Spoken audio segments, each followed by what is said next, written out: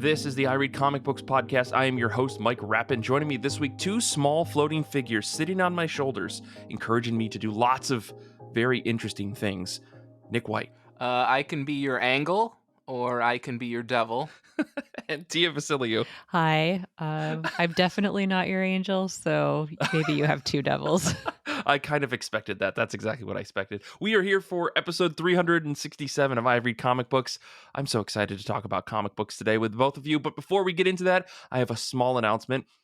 April 22nd, 8 p.m. Eastern Standard Time, we're doing a hangout on Discord. Every other month, we're switching between Twitch and apparently YouTube on accident and our Discord hangouts. So folks want to come hang and chat comics and tacos and movies and everything else, F1 for about an hour. You know, we're going to be there doing that on Discord. So make sure you join us on April 22nd, 8 p.m. Eastern Standard. If you're not on the Discord, check the link in the show notes. It's there. You can come hang out with us. We've got a wonderful little community on Discord that I'm so appreciative. I'm just saying hello to my Discord folks who are listening to us live.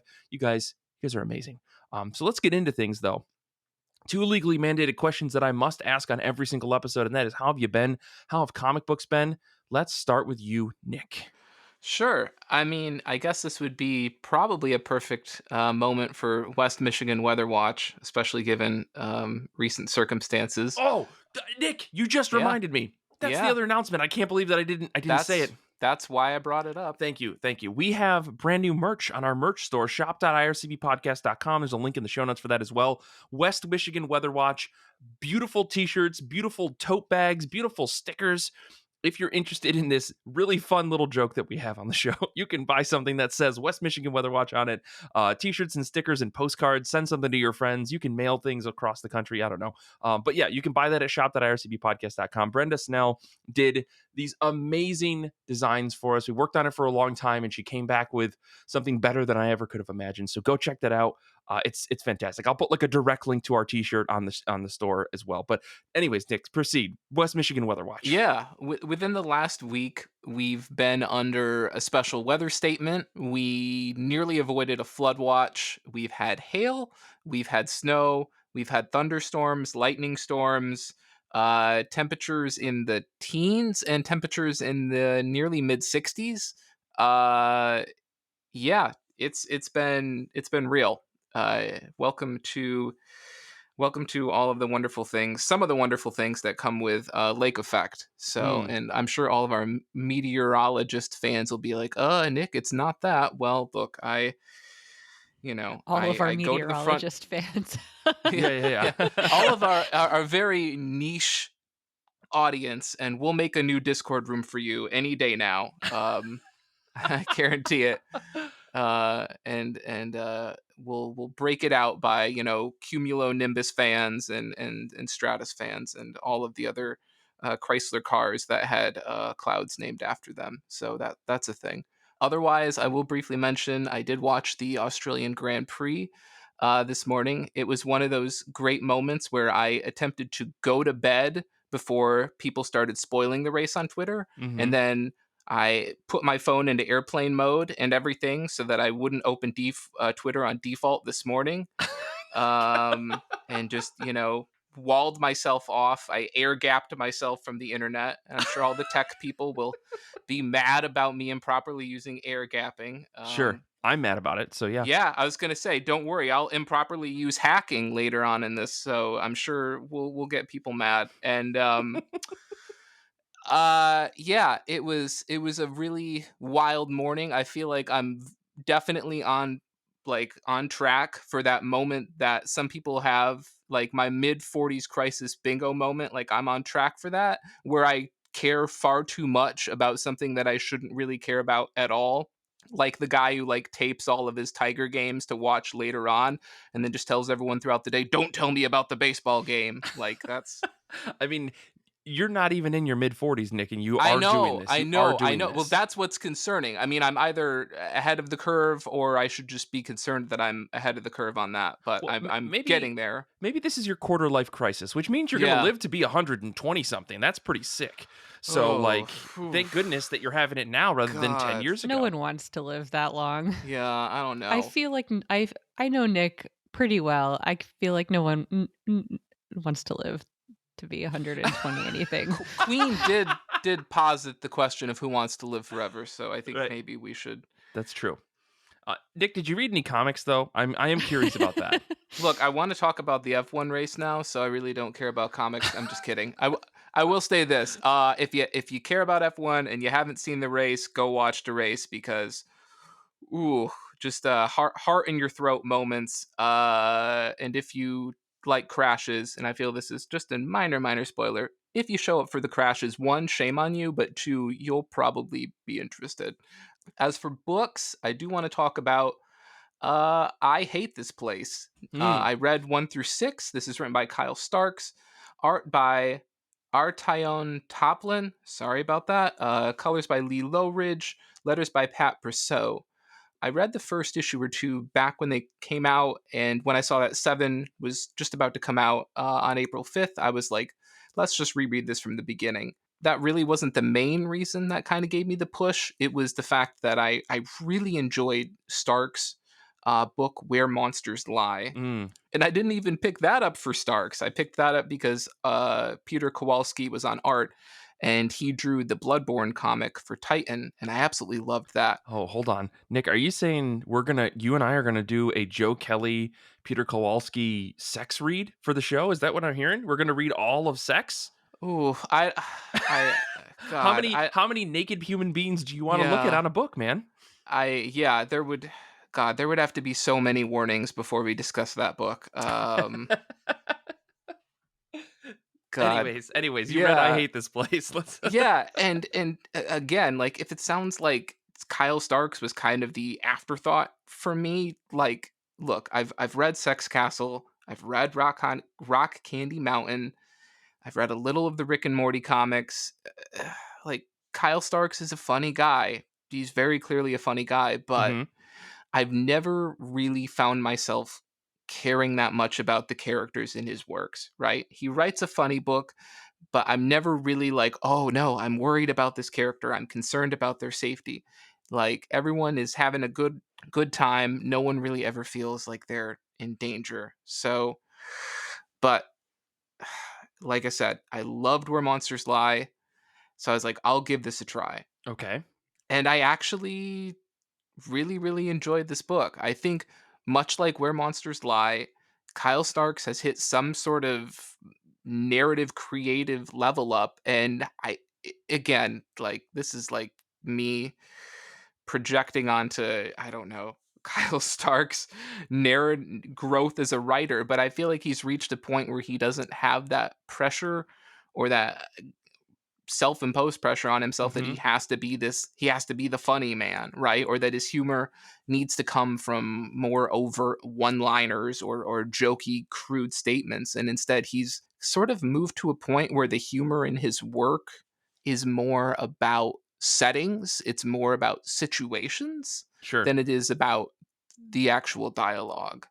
And I think in this in this book, I Hate This Place, or Fuck This Place, or Fuck This Place with all of the characters in as asterisks except for the F, or hmm Fuck This Place where it's got a strike through line. I don't even know what this book's real title is at this point, honestly, because I've seen it 4 different ways.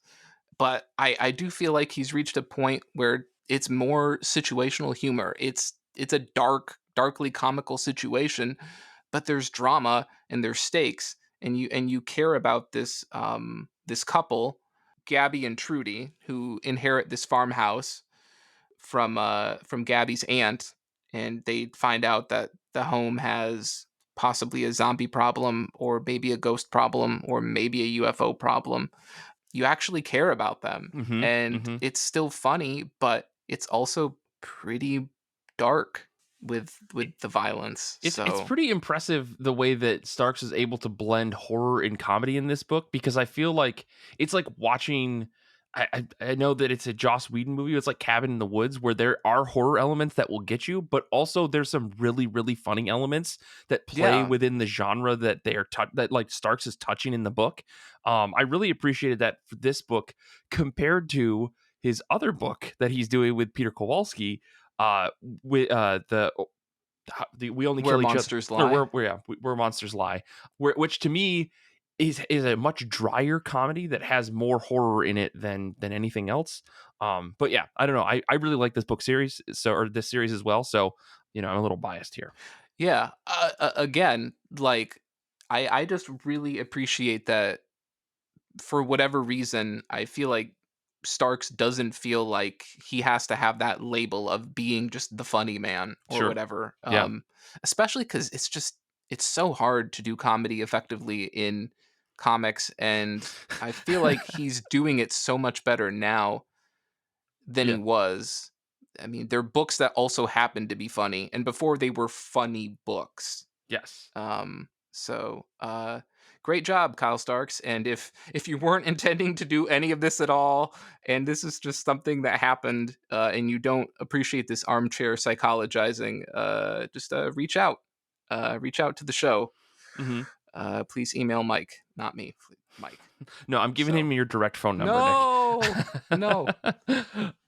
But uh, that's fine. yeah, yeah. Tia, well, what about you? How have you been? How have comic books been? What have you been up to? I have been. I suppose you could just end that sentence there. Yeah, that's fine. Holiday has been not great. She's been having some health issues. I think she's fine. We had all our blood work looks good, but Hmm. it's been a rough month. If there's any holiday fans out there, she could definitely use some like love sent her direction.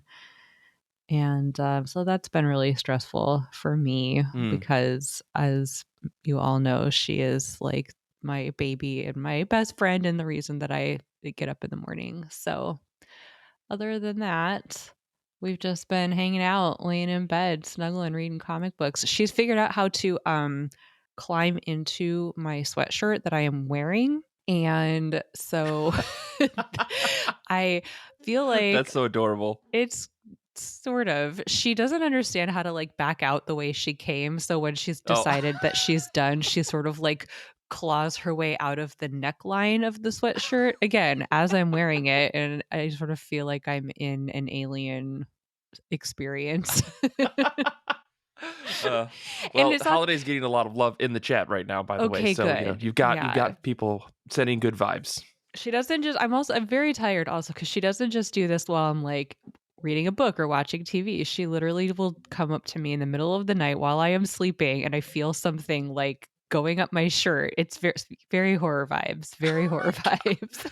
It sounds like The Grudge, and I hate the idea of Yeah. that. But we were laying in bed this weekend reading some comics, which was nice. I finally was able to get caught up on a book I've been meaning to read for a while, All Against All, by Alex Packnadel and Casper Wingard. First of all, they're like the best good boys, and any book that they're doing together, I know is going to be fabulous because they're both so smart and so talented and so Hmm. good.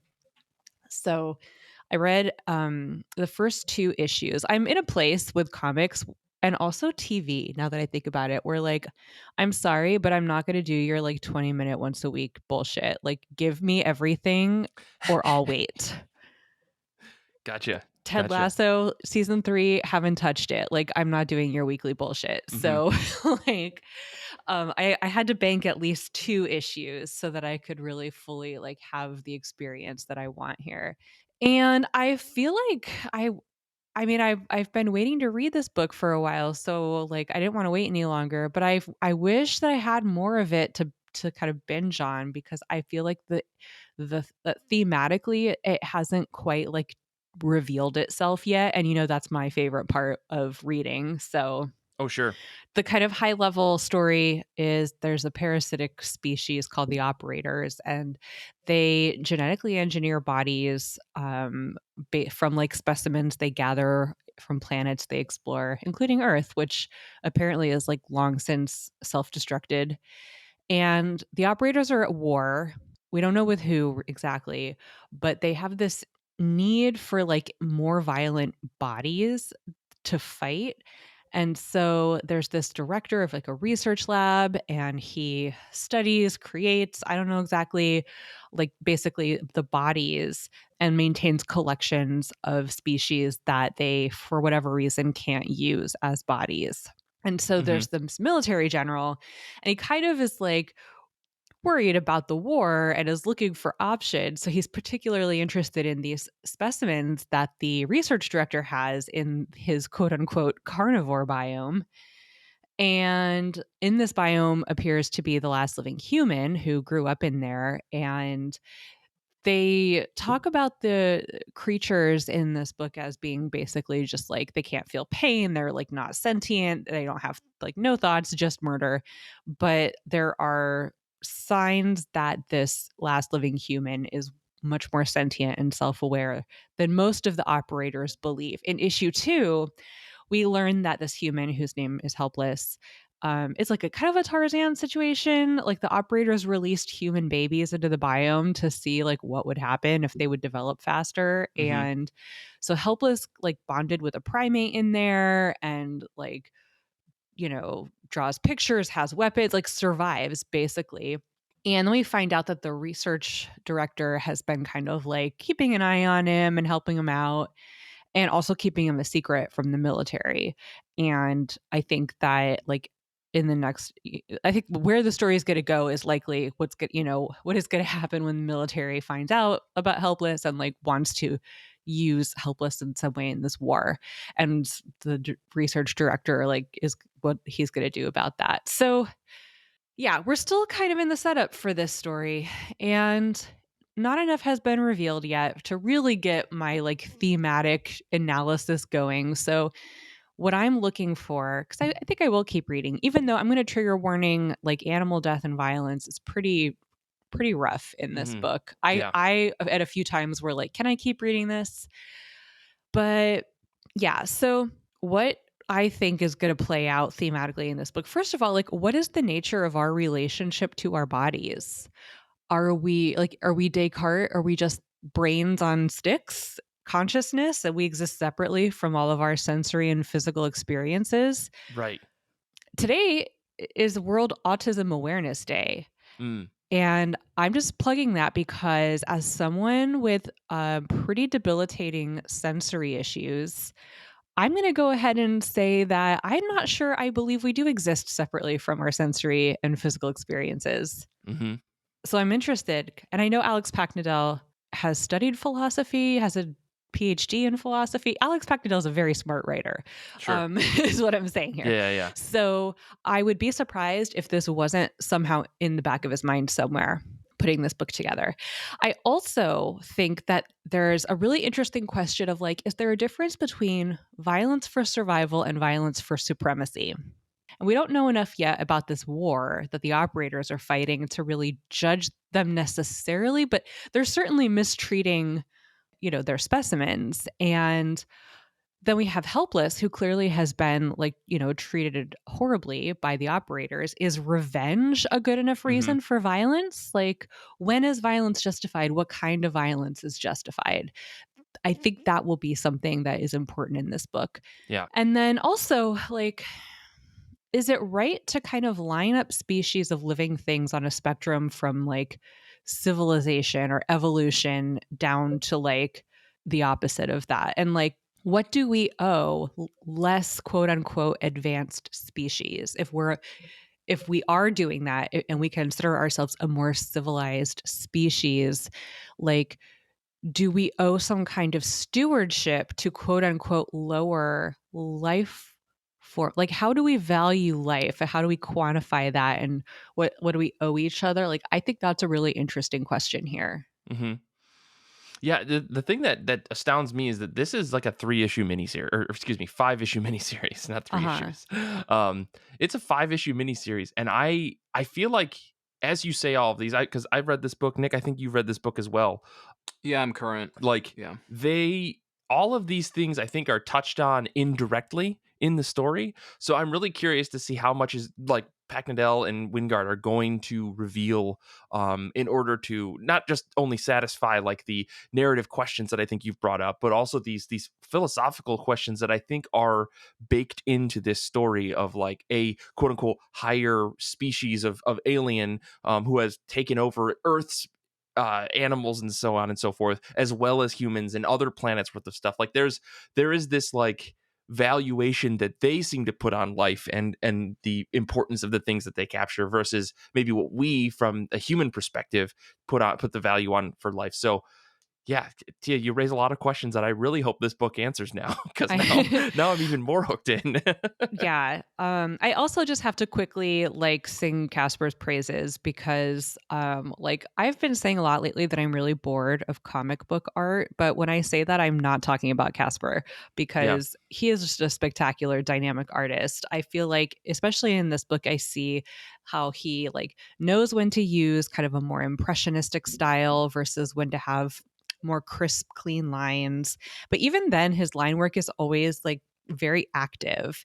And I think he really also deserves recognition as a colorist. There's such a clear color story in his work, and you can follow the Hmm. color.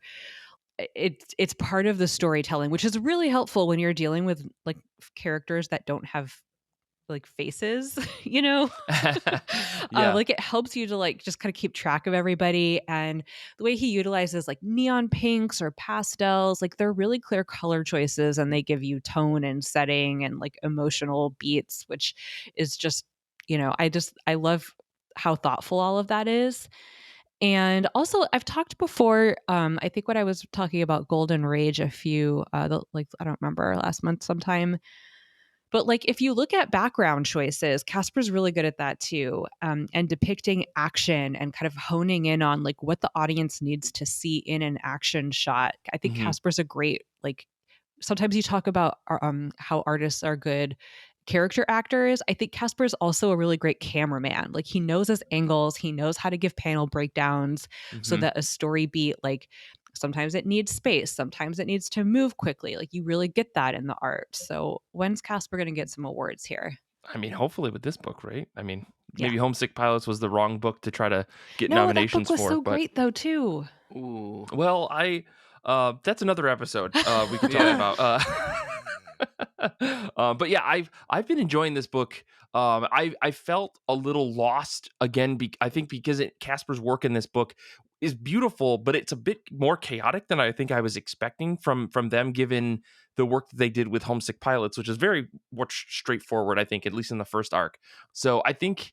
I don't know. I'm very much enjoying the book on the whole, but yeah, some of the choices I think to highlight what's happening and the pacing of the book have been really interesting in this story, and I really enjoyed it.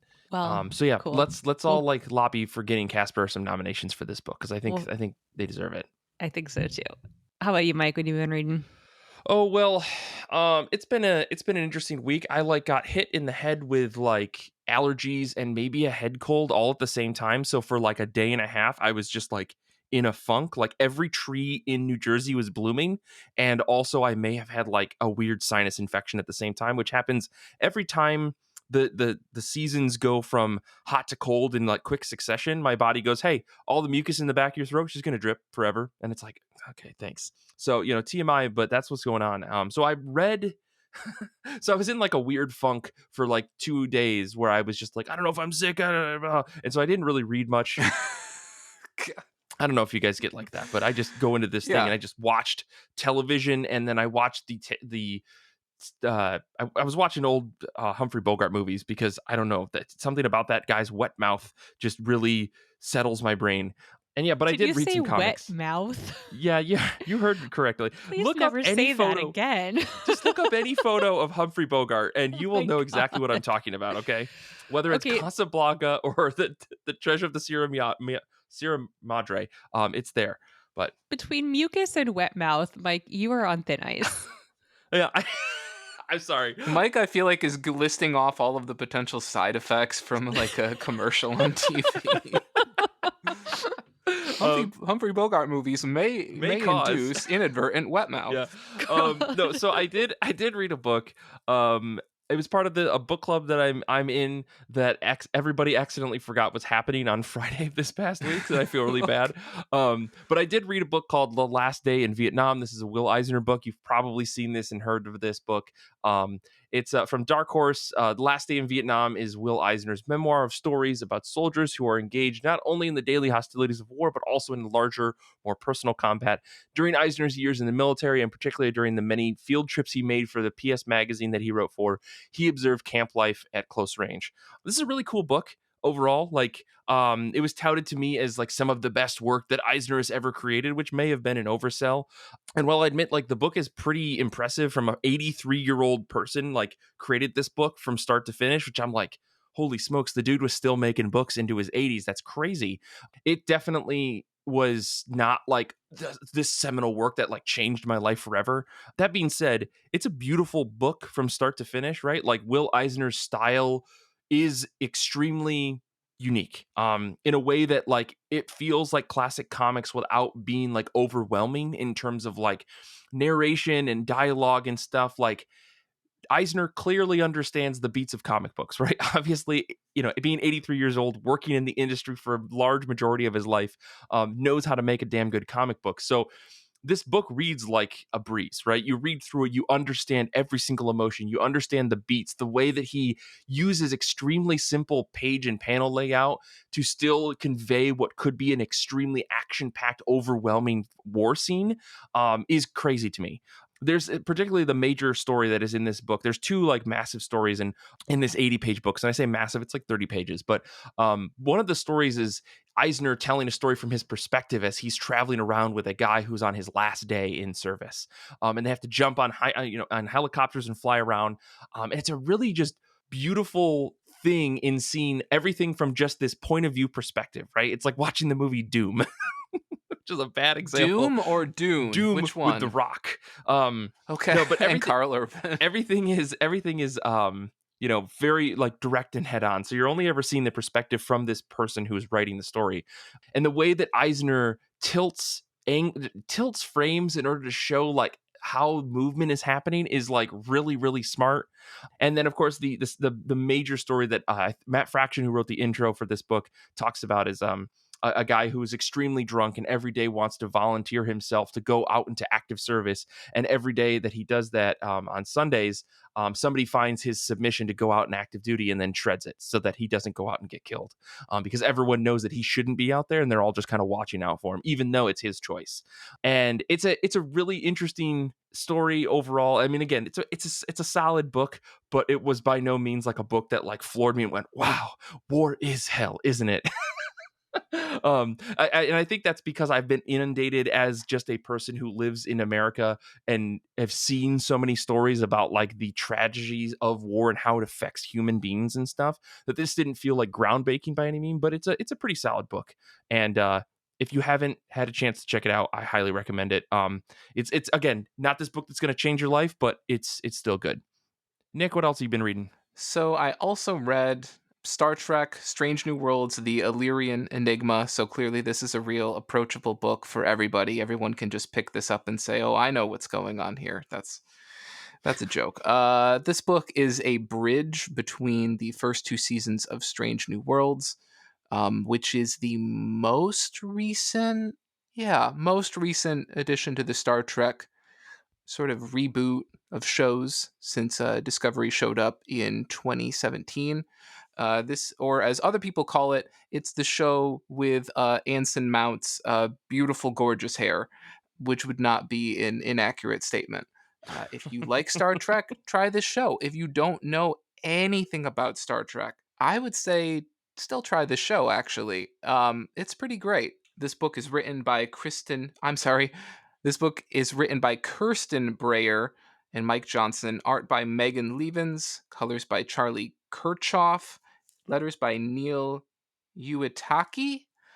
And I don't want to talk too much about the plot of this book or really the plot of the show, because both basically discussion of either will possibly ruin the show or the cliffhanger ending of season 1.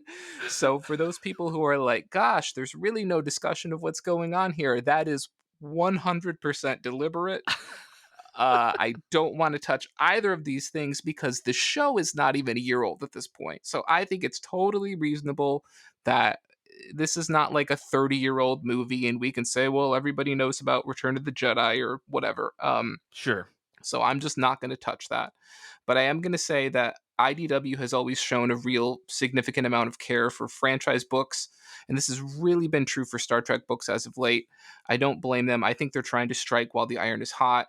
That's why we got like a brand new Star Trek #1 by Colin Kelly and Jackson Lansing with art by Hmm. Ramon Rosales last year.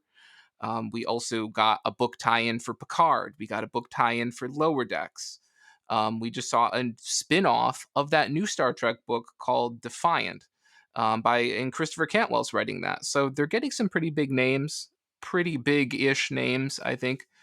Big by IDW standards, at Right. least, I mean, these to are do folks these that things. are pretty good at writing like licensed books in the first place, right? Like Cantwell is not new to writing licensed comics as far as I'm concerned, right? Right. Yeah, totally. And so I would just really, really recommend this book. We now know that Strange New World Season 2, we actually just got a release date for that. It's coming out on June 15th. I think so often we hear about these books where it's like, oh, it happens after this season, or, it's a bridge between season A and season B. And you're like, oh, this could be interesting. Maybe this will mean something. And then you read the book, and then the next season of the show comes out, and the book feels insignificant and it doesn't go anywhere and it doesn't do anything, or it's totally self contained. And it just feels like it's not of substance. And of course, this has been one of my big gripes with the Star Wars books, is that they're so walled off and self-contained, and they don't impact the movies or the shows or Hmm. anything. And maybe the closest thing was Dr. Aphra, and that's the closest we ever got to anything along those lines, right?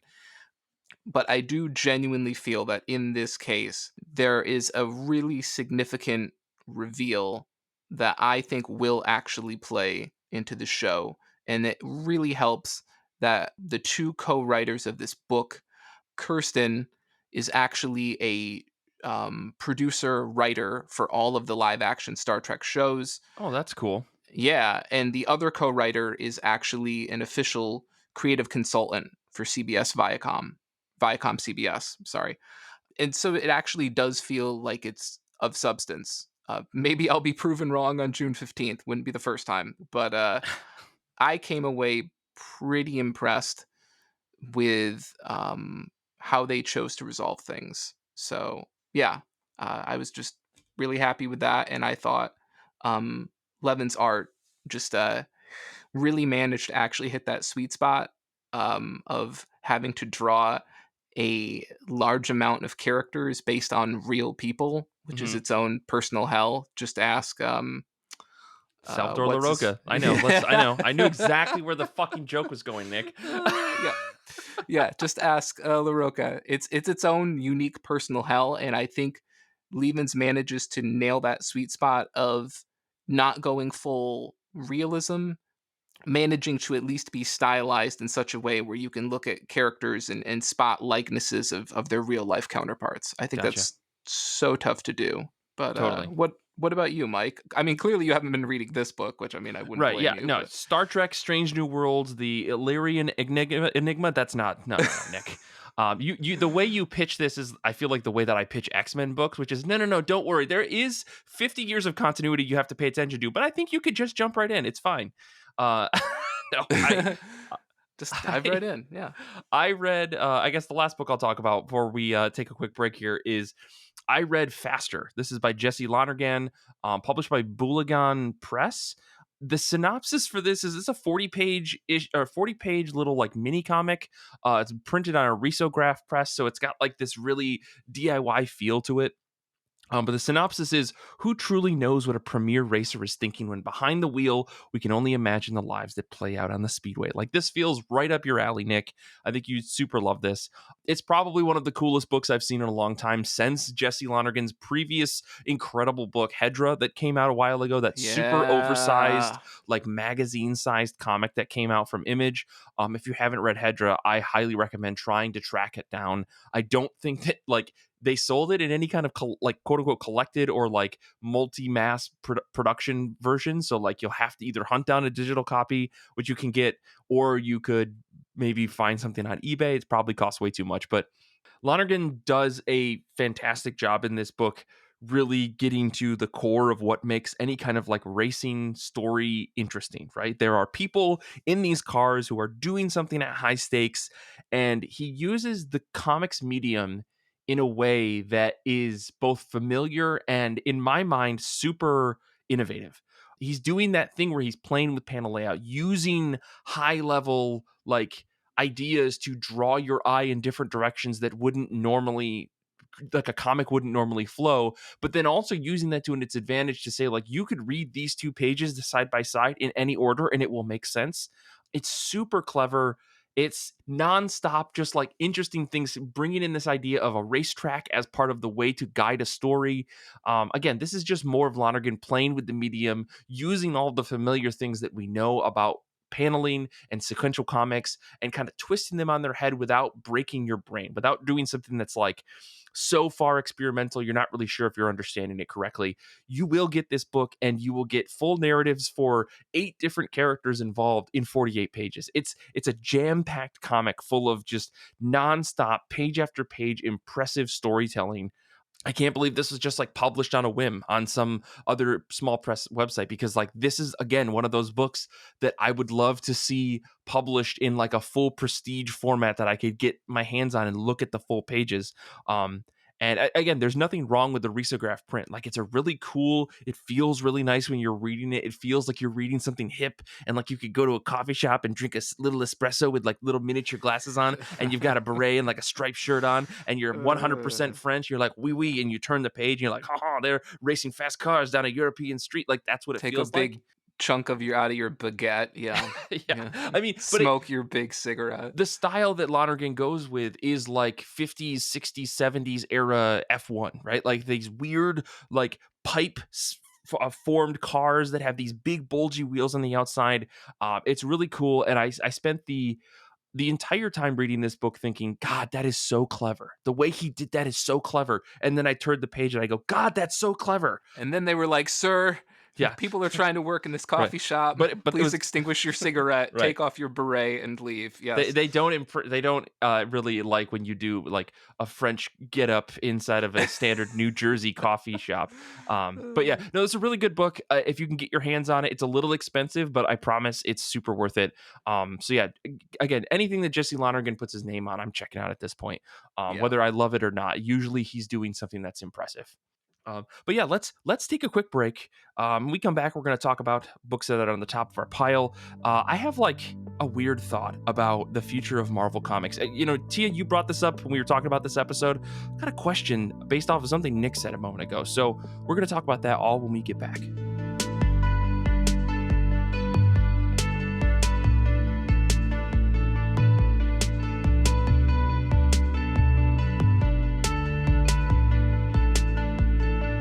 Let's talk about books that are on the top of our pile, comics that are new, old, comics that we just want to read, or maybe it's something you bought on a whim at Mocha Fest this weekend like I did. So we've all got some books here that we're going to be reading soon. So let's start with you, Tia. What's on the top of your pile?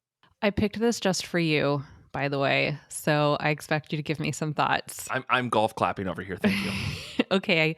It has come to my attention that Marvel is attempting another 5-issue miniseries of Rogue and Gambit, and the second issue comes out I think the 5th of April. I'm very curious to hear your thoughts, given Am I out of touch enough to not believe, didn't we just have a Rogue and Gambit miniseries? In 2018, well, apparently.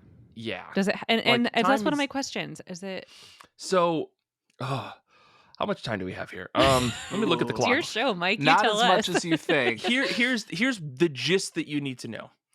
Kelly Thompson does one of the best Rogue and Gambit series that's been published ever, as far as I'm concerned.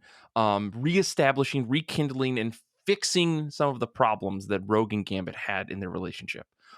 Basically gets them married and gets them to be a couple. They're living together. Gambit's got a shitload of cats because of course he does. And they're kind of living like a nice married couple's life. They are, like, in my mind, they are the married couple. None of this throuple business with Jean Grey and Scott and Wolverine. That's too much drama. but Rogue and Gambit are fixed, and at least in their togetherness. Some business happens in Teenie Howard's book with Gambit that I won't go into.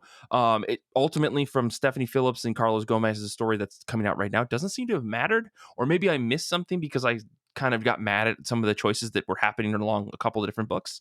All I'll say is, from what I read from issue 1, all you need to know is that they were together, everything was happy, and this is a story about maybe when things go rough for a couple that's been strong and together for a little while. Okay, that's helpful. Thank you. I hmm needed a little like what do you need to know about this, like where we are, where we're starting here, because Yeah, I mean, the Krakoa stuff you'll get through context. Honestly, it like yeah. doesn't factor into the story. But I guess like my question for you is like, what are you hoping for out of a Rogue and Gambit series? Because Tia, I'll be real. In all the time that I've known you, I feel like this is the first time I've heard of any interest from you with the X-Men. Well, no, okay, because I feel like Marvel doesn't know what to do with them.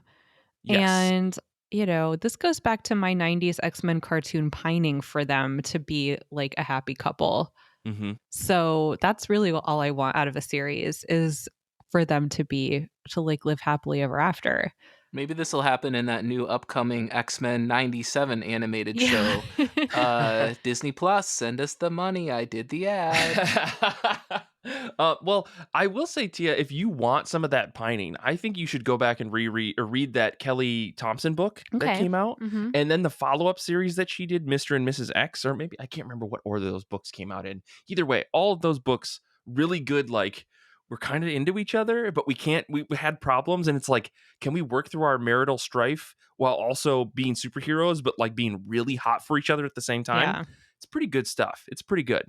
One of my favorite fiction like romance genres is the kind of like flirtatious, philandering, charming guy who is like kind of a man whore a little bit, right? Like kind Sure. of can't keep it in his pants, flirts with everyone, has a long-standing like deep love for a woman who he simultaneously like hurts all the time with his behavior, but and like also can't have her for some reason that is completely outside of his control.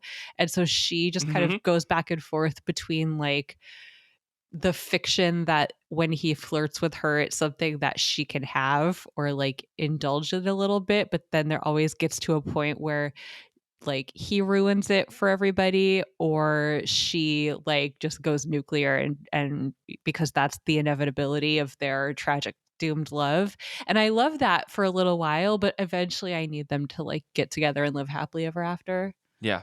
Yeah. I mean, Mike, that's basically every week on MILF Manor, right? That's something you're. Listen, we talked about that in confidence during the break, okay? Well, I think T that's you're gonna get that with this book. I'll say that. Okay. Yeah. I'm very excited to hear what you think too. That'll be and if like I said, if you get a chance, that Kelly Thompson stuff is pretty good too. It's even more of that. I think Thompson Thompson gets those characters better than anybody has gotten these characters in a long time, Mhm. especially Chris Claremont in his really bad Gambit book. So, and I'm just going to keep being mad about that book for forever. you, um, you know what else I need is a good grand gesture from Gambit to like, you know, a nice romantic like a oh, Mr. Darcy kind of declaration. hmm Oh my god, can we please get someone to write that the X-Men get portaled back in time to like, you know, Regency era Jane Austen and have like a Jane Austen story take like play out but with the X-Men? uh huh, I mean, Marvel, what, 16, was it 12? Clearly went well. So, I yeah, mean, Yeah. I'm sure 1602, there's, where, that's it. Yeah.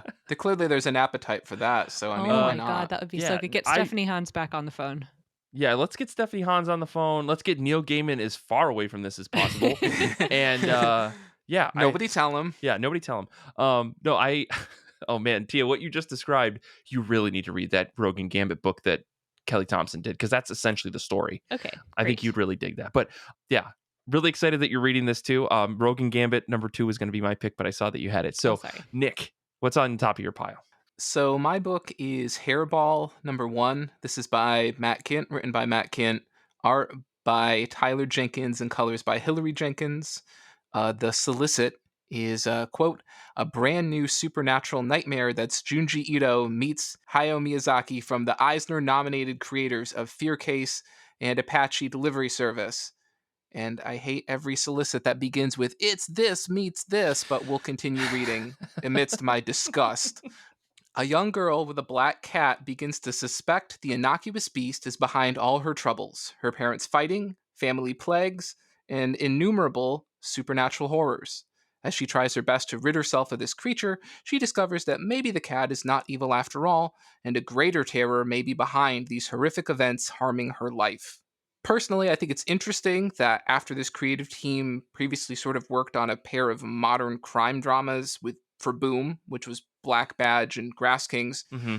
their two latest collaborations for Dark Horse, that would be Fear Case and Apache Delivery Service, were like very horror based, and this seems to be sort of in the same category, obviously, based on the solicit. I'm just really happy that this is the first I guess ongoing or mini series from Flux House, which is Kint's imprint at Dark Horse, that isn't just him rehashing or revisiting something he did for Dark Horse like 20 years ago. 20, it feels like 20 years ago. Yeah. It's probably more like 12. But when the first two things that rolled out of Flux House were like a revisiting of Super Spy Hmm. and a revisiting of Mind Management, I was like, oh boy, we're just doing all the hits apparently. And both books were good, but I was like, maybe let's roll out something original here. So I'm just happy to see this. And I think one thing that I think is kind of cool, and we'll include it in the show notes, is that Dark Horse has been doing trailers for a lot of their comics recently. And it's pretty minimalist. You know, it's a little music, some very basic animation, and just a solid showcase of the book's art. And I think that that's perfectly fine. If that's engaging for people, and based on I think the view count I saw in the video, clearly it seems to be engaging with an audience. Yeah, I was just sort of happy to see that, and it looks good. I think every person who's ever owned a cat has sort of wondered at one moment, like, is this thing inherently evil, or is there a higher demonic entity playing into things? It's the evergreen question of Uh, cat owners. Excuse you, Holiday is a perfect angel, and I've never wondered such a thing about her. Yeah. See, Nick, I spend more Okay. time wondering if my cats are just little robots than if Yeah. they're like possessed by a demon or something. So, Right. we all have our own little things about animals. I still am just stuck on this Junji Ito meets Hayao Miyazaki thing. Like, I hate it's it. the most I hate it. I absurd hate it. thing I've ever heard in my entire life because I would not want those two blended Am I the together. only one who's sold on that alone? I am Well, sold. But okay, but I understand it because like both of those creators are incredible artists, but I don't yes. know if I would be able to stomach a story that felt like both of their stories at once. It'd be way too lofty and also way too scary at the same time. And my brain just can't hold on to those things. Like to pitch a book like Hairball #1, I'm gonna say it again, as this is kind of like it's just like here, what are the two like anime names and manga names that people know, you know? Yeah. I just love that Junji Ito has already done a book about cats, Right, but it's right. about perfectly normal everyday life with a cat. I think that people who are like who associate Miyazaki with, I guess, like children's stories have never watched Grave of Fireflies. Yeah, I mean, there are chunks of like Nausicaa of the Wind that are like really Oh scary. yeah, I that think, too. especially for a little kid, right? Yeah. I think that all of Miyazaki's work has really dark trauma in it. I mean, like Hmm. Spirited Away is pretty scary if Yeah, you think about it, you Yeah. know? Like, so I don't know. To be I guess I don't find it as disparate maybe as it sounds. And also I like having my brain broken in that way, so that could just be my like masochism. And also I'm picturing like Hausu, the Oh horror movie God. Hausu. Yeah, yeah. I'm just It's easy. I've probably done it myself. It's such a quick way to deliver a shorthand expectation, but I am so sick of anything that begins with "it's X meets Y." Like, No, Sure. just arrange your sentence some other way. I'm just so I'm fascinated by that turnoff though, because to me, I really like it when people are able to distill something in that way because I think comparison is one of the like fundamental methods of communication, particularly in the age of memes. Like the Mm, juxtaposition of things that are familiar in unfamiliar ways is like a really effective way to communicate. yeah.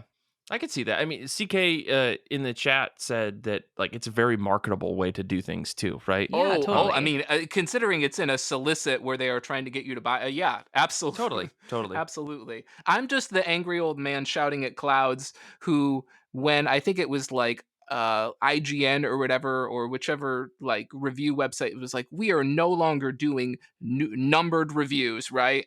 Maybe it was like GameSpot.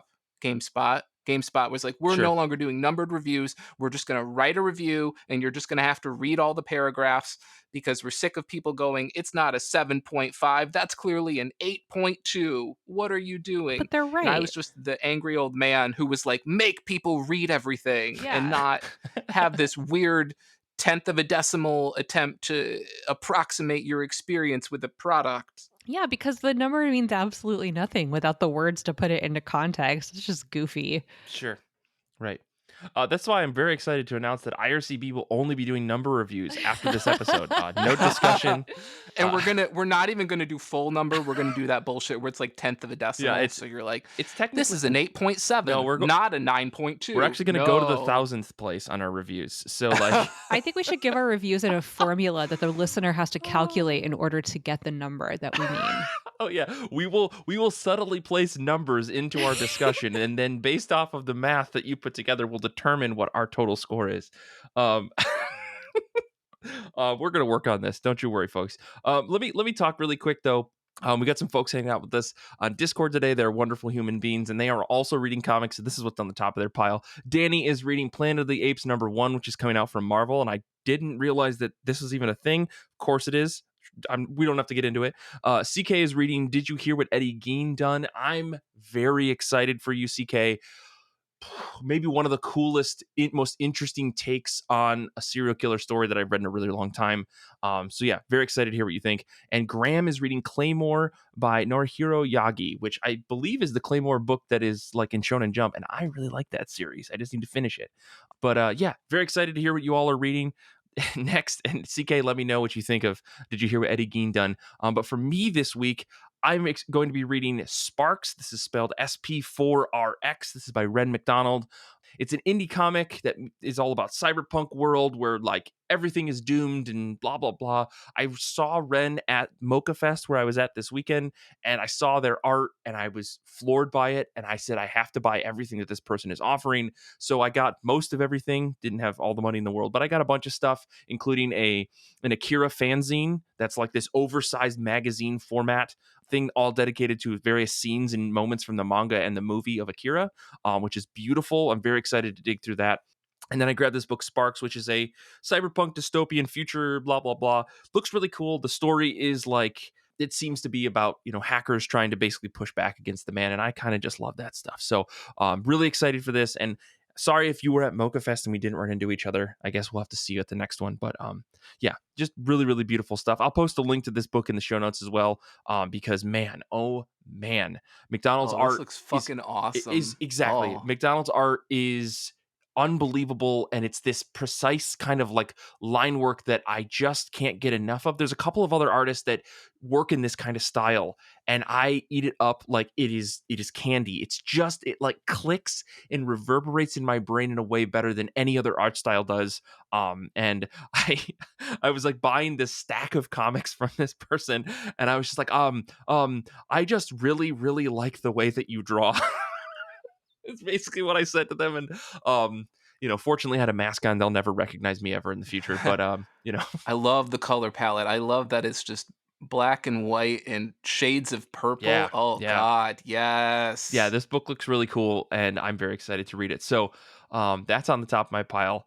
Uh, we were trying to figure out what MoCA stood for at one point before I think we started recording today. It stands for Museum of Comic and Cartoon Art, for anyone that's interested. But MoCA Fest was this past weekend, and if you went, it's happening right now, actually. But I hope if you were able to go, you picked up some really cool indie comics from some super cool folks who were tabling there. Really quick, though, before we wrap up today's show, I want to talk about this guy, Ike Perlmutter, who was laid off at Marvel. Maybe you heard about this, maybe you didn't. It was all the talk in the IRCB DMs. We were talking about this dude that got laid off, who's basically been like keeping Marvel Comics like on the ground for the last 40 years or something.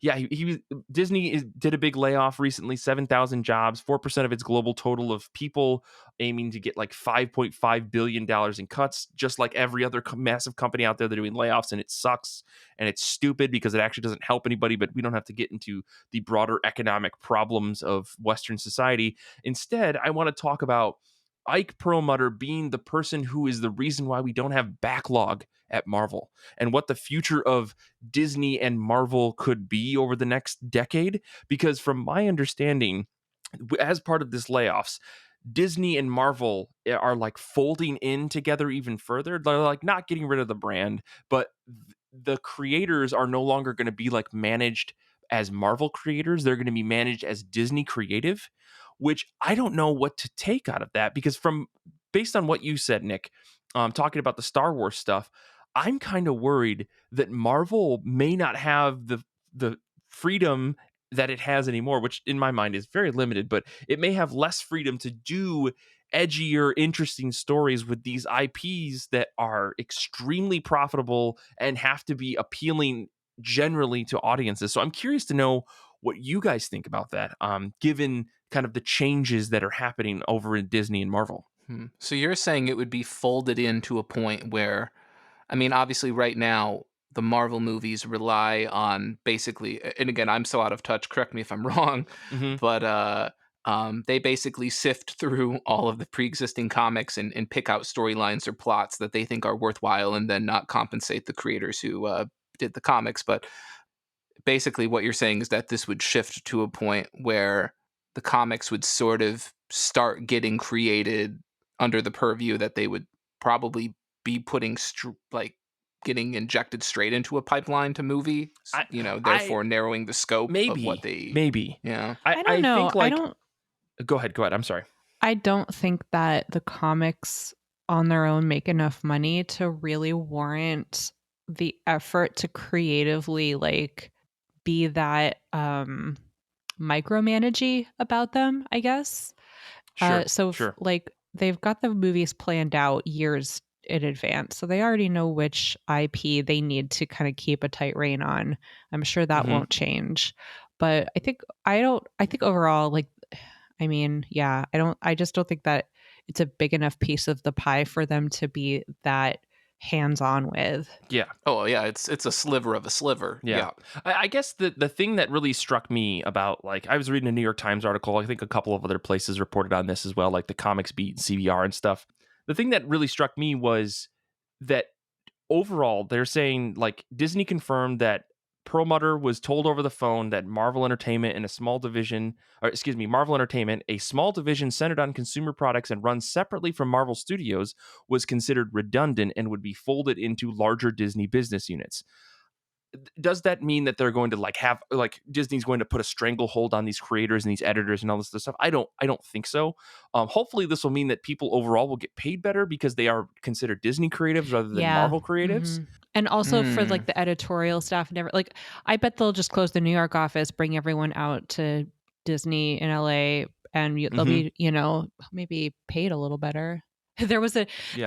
there's it could still be open. There was an assistant editor role open at Marvel that someone reached out to me and was like, are you interested in this? Like, you should apply. And I'm like, they literally are offering $40,000 a year and they require you to be in the office, so you would have to live in New York. What kind of candidates do they think they're going to get for that role? Yeah. Like it's one yeah, like that salary alone in New York City is insane. Basically, what it means is that you have to have a trust fund or a rich partner. Right. Right.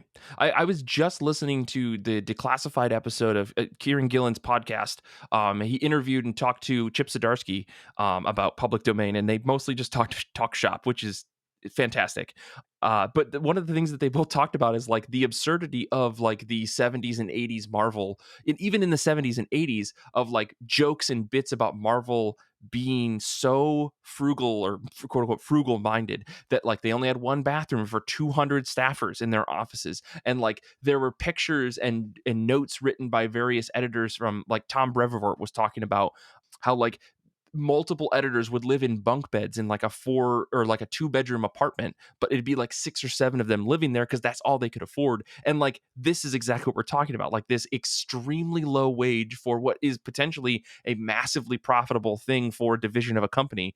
I hope that this results in, I guess what I'm getting at is I hope that this results in these people getting paid and treated better Yeah. overall, right? I mean, they are Disney Yeah. employees and have been Disney employees, but still the fact that Marvel can put out job listings and say, hey, you've got to work 5 days a week in the office in New York City, one of the most expensive places in the world to live, like at a salary of $40,000 a year is crazy to me. So my hope is that we're getting the best of both worlds, that these people working for these companies will end up getting treated a little bit better and paid a little bit better, and they won't necessarily have to feel like they're doing it for the love of the job. They're actual like employees of a corporate entity that like has to do right by their workers, otherwise they'll just leave, right? I don't know. Hopefully. I know this. Oh, go ahead, Mike. That's all. That's all. I know this sounds a little crazy, but I know that the stories of Marvel's demise have been revisited over and over again. Mhm. But is it possible that this is maybe reaching a point where the comics division just completely dissolves? No. No. Mm-mm. I I mean, I know we talk about this every couple Sure. years, right? Well, I mean, But 2009, I think everyone thought that Marvel was done, right? Like Disney buys Marvel in 2009 for $4 billion, and everyone goes, "That's it. They're going to be Disney Comics now." And we have not seen a mm, Mickey Mouse comic published by Marvel at all. I mean, outside of their young adult stuff, like it's different because I think it's published differently. But like a well, single I issue think that's comic, still being licensed out to IDW. right, But right, right, yeah, right. But that's yeah. what I'm saying. Like, I don't think Disney has had that much of an influence on this division. And maybe it was because of this guy, this Ike Perlmutter, right? Somehow being able to like elbow things because he's an old white man, and that's what old white men do. But like, I also think that it's been detrimental to the entire industry because like this is the thing that comic shops complain about all the time. Something that Perlmutter didn't believe in, which is keeping a backstock of very popular stories or just a backstock in general of everything. If you talk to any comic shop owner or if you go to any comic shop, the only time they ever have backstock of really old books is because they overbought 15 years ago, right? Like you can't get copies of like the Uncanny X-Men books that I own that are written by Peter Milligan or the new X-Men books written by Morrison. Even with the books like Morrison's new X-Men being super popular, you just can't get them in regular trade form anymore. And I think I've seen it posted on some various articles about this thing. Is that was Perlmutter's thing? He didn't believe they needed to keep backstock for things, which I think is antithetical to the way that comic consumers read comics. Right? When you get into a book, you go, "All right, I'm going to go back and I'm going to buy all this shit. And I want to buy all these old books." But no comic shop sells those, so you just kind of have to deal with it, or you go to a library, or you have to buy it for absurd prices on eBay. So Yeah. hopefully, this will say like, "Hey, maybe Marvel can have more merch out there." I don't It's know. just so weird, like compared to the novel industry, right? Where when a novel takes off and it gets adapted into a show or it gets adapted into a movie, they push out that brand new edition with the brand new cover of the show or Mhm. movie, which is terrible, and I hate those, and they can all go to hell. But nonetheless, they're still putting out a product that meets a demand that's there. I realize with comics it can get a little bit more nuanced or tricky because sometimes you're having to like combine different stories into maybe a new collection or having to dig up something that's maybe a little bit more difficult to find Mhm. than a singular novel, right? It's not quite, it's a little apples and oranges, but it's still ridiculous that it happens Mm. when novels and books have sort of mastered this. Yeah. Something I think that kind of ties into this, that someone mentioned in the live chat, Graham, I hope you don't mind. I'm going to call out your comment here. But Graham says, I read someone saying it might be the end of continuity. It might mean more standalone stuff. I can't tell. if you're saying that that's a good thing or a bad thing, but I think that would be a great thing, actually. I think that the continuity is part of Yeah. what hinders comics and new comic book readers. So if that makes more standalone stuff happen, and they can also rectify this backlist problem that this like cheap ass bastard was holding back, I think that addressing those two problems could be a Uh-huh. really good thing. It's almost like if you invest in the way that people consume comics in order to try to get more people to read it, comics will succeed or something. It's an interesting concept. Maybe they'll try it.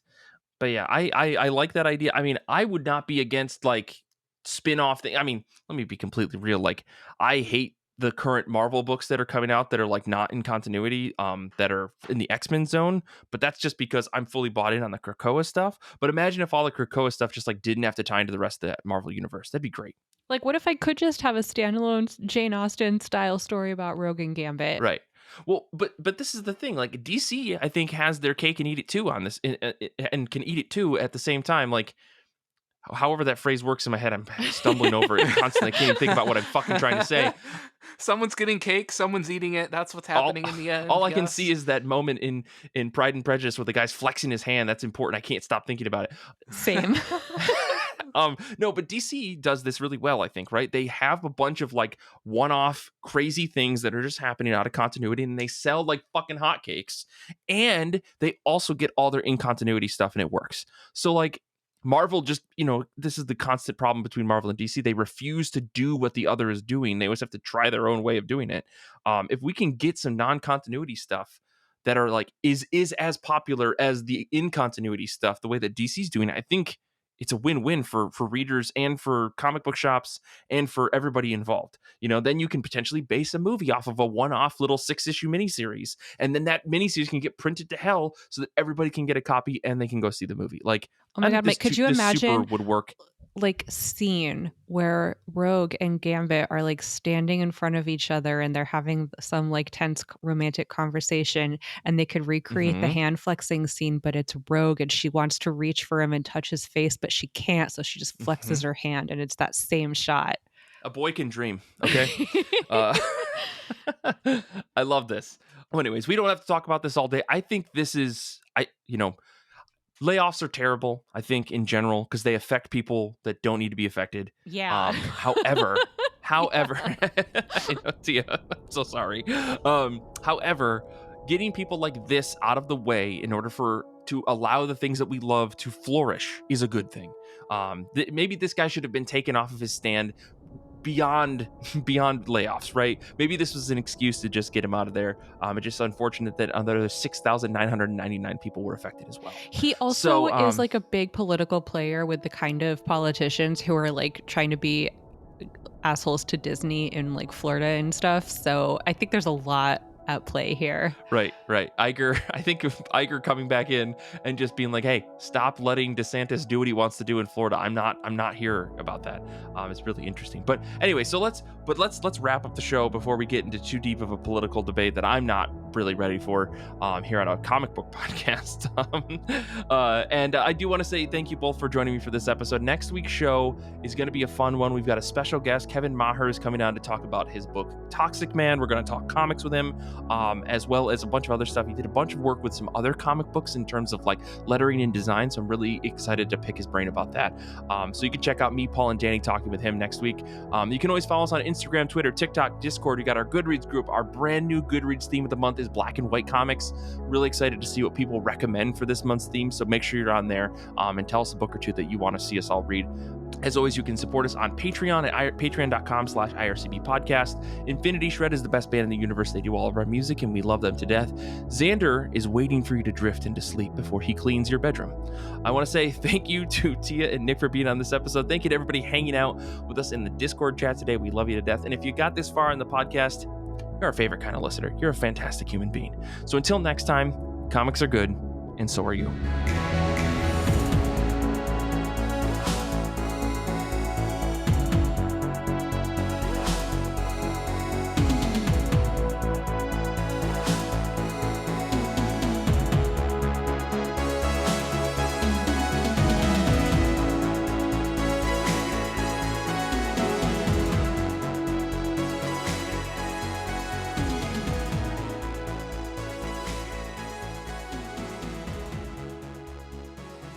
Aaron, are you saying that all the really bad MTV dating shows are on Well, they have Paramount MTV. Plus? Yeah, so they have MTV. So yeah, Are they've you got saying that access I to can that. binge watch Next? I mean, you can. I'm not so sure. You should. Listen, Nick, you God, don't talk I to me, remember okay? next. I remember next. Get It's you on know there. they walk off the bus and they turn straight to the camera and they're like, Oh, there's one season of it. my name is Camilla. I'm 20 and I have an attitude like no other, and I love shopping or something. I Dude, don't know. it's so bad. It was so bad. Oh yeah, I I'm mean it so was like. uh oh my god. There's am I getting Paramount Plus to watch Next? Oh my Oh god. man, that's so funny. Well, it's like, I mean, I'll be completely honest. I've watched all the episodes of MILF Manor that are out. What is I'm that not on? proud Isn't of that it. Discovery? Isn't that like fucking Discovery? Uh Um. MILF Manor's on TLC. Oh yeah, I Um knew. I knew it was one of the ones that used to. I knew that the irony was that it actually used to be a channel that like 20 years ago used to like show you nature documentaries. No, yeah, now it's I'm all not 90 Day Fiance and My 600-Pound Life and My right. 1,000-Pound Sister and like I'll be completely MILF honest. Manor. Me watching MILF Manor is not like a highlight of my life. It is It's definitely not a highlight, but it's still happening. yeah, Yeah. it's happening. If only Yeah. because like a friend of mine was like, my friend, she's Australian, so she's like, so she went skiing with Kelly, and then they came back, and she crashed with us before she went home, and she was like, "Have you guys heard of this show, MILF Manor?" I was like, It's very good. I like the accent. It's very good. just the way she said it, I was like, oh my god, Tara, like that's the funniest shit I've ever heard. She's like, no, it's a real show. So she walked us through it. I was like, oh boy, I guess we could do this. And what through one way or another, we ended up watching it. And then now Kelly and I watch it every single time a new episode comes out. So like we can't stop. It's the perfect amount of like, I can't believe that this is happening, and somehow it is not nearly as problematic as I thought it was going to be. It's an impressive Wow. thing that the show is not just a goddamn mess. And I mean, it's a mess in that it's a reality dating show, but it is not nearly as problematic as I thought it was going to be. So, you know, it's something to do. Between episodes of The Last of Us, Kelly and I were watching MILF Manor. So like God imagine damn. that cultural whiplash of Oh, like God. prestige television all the way to like Prestige television followed by episodes of The Last of Us, yeah. MILF Manor. Anyway, so oh brother. I'll just say, you guys, it's stupid, but it's a lot of fun. Did you ever watch the show Unreal? Unreal. So it's like No? it's a fiction show, but it's based on a tell-all of one of the producers of The Bachelor. Ooh. It stars Shiri Appleby as a young reality television producer pushed by her unscrupulous boss to swallow her integrity and do anything it takes. Ooh, It's this so sounds crazy. good. Yeah, Sounds very Mike. it's pretty great, but like Nick, also crazy. First off, how dare you? Second off, you're 100% You're 100% correct. right. Oh, Tia, thank you so much for turning me on. There's 4 seasons of this? Yeah, there's a lot. Fuck. My life's over. My life is over. This is my new Mad Men. Oh my god, I'm So almost excited. done I thought you were gonna rewatching say Mad this Men. is my next Entourage. Yeah, this is my next entourage. Okay, can we talk about Mad Men though? I'm almost done rewatching it, and I have to say, I never realized how much it's actually a love story between Peggy and Pete. Yeah. Like the entire thing, not just when they have their thing in the beginning, but the whole series. Oh man. Yeah. Who's Pete totally. again? Is that Vincent Carthage's Yeah. character? Okay. I And say he's, that like, kind line of meant- all the time to people and no one gets it. of like, how you doing, Mike? And I'm like, not great, Bob. No, nobody, dude. I say Oh. that so people ask me all the time at work because that's how we start meetings because everything that's life. And I just go, not great, Bob. I say that all the time. I thought you were gonna quote the "I don't think about you at all." Oh, that's also good. Both in in the same elevator. Uh-huh. No, like literally, Pete Campbell is, I think, like made out to be this sort of sniveling. Like he's not even like good enough to be the villain if he, on the surface, but really he saves the agency like a million times. Oh yeah. Like Don always gets the Don always gets the credit for it, right? Because he's the one that ends up coming up with the big ad thing to save everyone. But no, Don's the one worst. that's like, yeah. Sorry, all I ever think about with that show is the tractor accident. It was a tractor, right? It was a tractor. Like, that is, for better or for worse, I'm sorry, Mad Men, but like, you did that, and that is intractably the thing I think of. It's just, that's it. There's that is what immediately comes to mind. And then there's the one where the account guy gets shot in the face by the client in Detroit, the car client. And then he has to wear an eye patch for the rest of the show. Oh my god. So this is the thing that I like love about quote unquote prestige television like this. Like particularly Breaking Bad, Better Call Saul, Mad Men, Sopranos. So like AMC original programming. HBO, go on. But I mean, like you can probably link like one writer to all of these, right? Like Vince Gilligan and what's the other guy Matthew Weiner, right? Yeah. They do these things in their shows where they're like, we're going to have a problem come out of left field. And that's the center of the episode. And really left field. And it's like, it's always something absurd. Like a guy gets fucking run over with a tractor. Like, why? It's an advertising show about alcoholism and misogyny in the 50s and 60s. What? Like, it's so, I love it. I love it so much. I also can't believe how much like I hate Megan, and I hate her more every time I watch the show. Every time she's on screen, I have so much secondhand embarrassment. I almost can't stand it. This is Don Draper's second That's wife, like right? wife too, right? Yeah, wife too. And I sympathize so much with Betty the whole show. I just see like my grandmother in her struggles and how unfair like the whole life is for her, you know, and how like she's so mean to the children, but she just desperately wants to be like seen and loved by people. I don't know, like not that it's right to be mean to your children, but like she is so tragic and not in like the pathetic way that I think on the surface it looks like. Meanwhile, I just like can't stand Megan. She's so embarrassing. She really like, I don't know. I 100% agree with that. Like I was like, I don't understand. Like, are we supposed to like her? Like I feel like I was looking around the room, being like, are we supposed to think that she's like cool? Like, because I just. I just imagine you in like the studio testing room for the show, like turning around to the producers and being to be like, sexy? Yeah. Am I supposed to like this? Yeah. Like dude, I will never forget the just nonstop skin crawling cringe of my body when she's saying that Zoomy Zoomy I know, song. I had to fast forward it. Yeah. It's like that episode of The Office where Michael doesn't have the money to pay for all those. It's like, I just can't watch it again. I could never watch it again. Oh, man. The whole, I think for Megan, like when Megan hits the scene, the rest of the show is just embarrassing because the the hippies are just fucking embarrassing. Oh, yeah. Man. All right, we'll do another Mad Men episode I think, in the future because I got Mad Men. I feel like I was like, not that I was clearly not the only person watching that show, but I watched a lot of that show in isolation because like Kelly didn't want to watch it, which is fine. It's a long show.